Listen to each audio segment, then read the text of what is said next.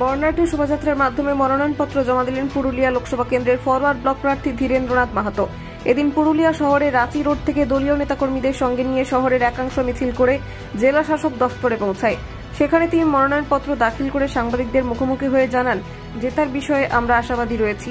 আমরা বাম প্রার্থী সিংহ ছাপে প্রতিদ্বন্দ্বিতা করছি। ভোটারদের আবেদন করছি যেন আমাদের সঙ্গে থাকেন।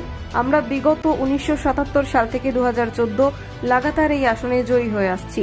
প্রত্যাশা তো রয়েছে জিতারই। আমরা ভাগাভাগি বুঝি না, আমরা বামফ্রন্টের প্রার্থী সিংহ ছাপে আমরা প্রতিদ্বন্দ্বিতা করছি। কিন্তু কংগ্রেসের সমর্থনে যে সিপিআইএম যে গেছে প্রার্থী দিচ্ছে তাতে কতটা ক্ষতি হবে আপনাদের? দেখুন, ক্ষতির কথাটা আমি বলবো না। বামপন্থীদের আবেদন করছি, ভোটারদের আবেদন করছি, সাধারণ ভোটারদের আবেদন করছি। জেতার ব্যাপার কতটা আশাবাদী? জিতা, দেখুন ভোটে লড়ছি, জিতার আশাবাদী আছি। কারণ আমরা বিগত 1977 সাল থেকে 2014 পর্যন্ত এই আসনে কন্টিনিউ জিতে এসেছি। খালি এই দুটোবার, একবার তৃণমূল জিতেছে, একবার বিজেপি জিতেছে।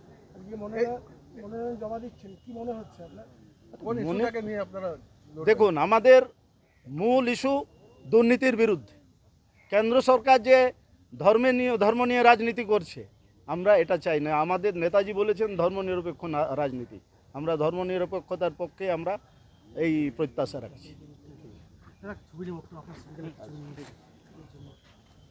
Bureau report, Bengal views.